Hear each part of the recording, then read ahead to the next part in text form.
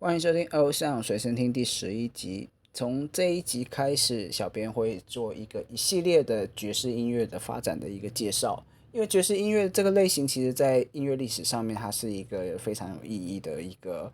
音乐风格。而爵士音乐的发展呢，我们都知道它是来自于美国。然后我们今天要先介绍爵士乐最早的一个风格，它叫做 ragtime，然后我们可以做它叫做拉格泰姆。然后有很多的中文的翻译的解释。那 ragtime 它其实是发展于美国中部的密苏里州，然后它特别就是以钢琴的演奏为主，然后它的发展为什么会有这样的起源，其实是那时候小酒馆非常流行一种自动演奏的钢琴，然后他们叫做直卷钢琴。那这个直卷钢琴，它就是把很有点像是那种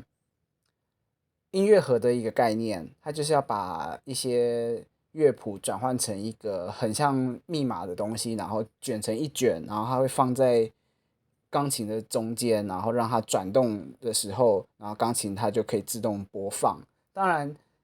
这样的自动播放的钢琴，它不会凭空就会有音乐啊，所以还是需要有人为的，就是要有编曲家，要有做，然后帮他写谱，然后做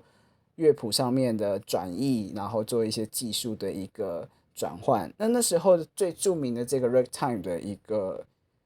编曲家就是 Scott Joplin，那他是一个 ragtime，算是 ragtime 的之父。然后他在1899年的时候非常快速的走红。为什么会走红？也是因为他的作品量非常的大，然后音乐非常的轻快，然后就是很容易让人家了解的一个音乐。然后最著名的歌曲就是《Maple Leaf Rag》。那这首歌的整个结构完完全全的就是影响了 ragtime 的所有的发展，就是大致上后期的 ragtime 之后的一些编曲的节奏都是从《Maple Leaf Rag》这首歌然后去延伸出来的。当然，讲到 Scott Joplin 是一个 ragtime 的之父之外，我们还要再讲一个爵士乐手，他其实也是爵士早期的一个创始人之一。然后他的名字叫做 Jelly Roll Morton，中文翻译就是果冻卷摩顿。那他的发展其实是在纽奥良的酒吧，然后舞厅中间演奏。然后他的风格呢，就是融合了 ragtime 蓝调，然后一些民间的音乐或者是南美拉丁的一个风格，所以他又被人称为所谓的真正的爵士乐之父。那他的作品就是包含了就是所谓的 Black Button Storm，还有 New Orleans Blues 等等。那这些歌曲就是他的一个代表性的作品。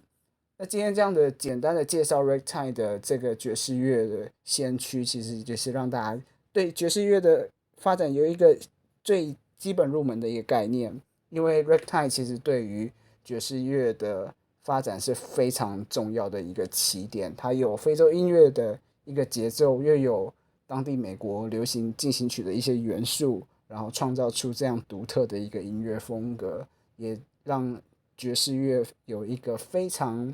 特别的一个发展。毕竟它影响了 blues，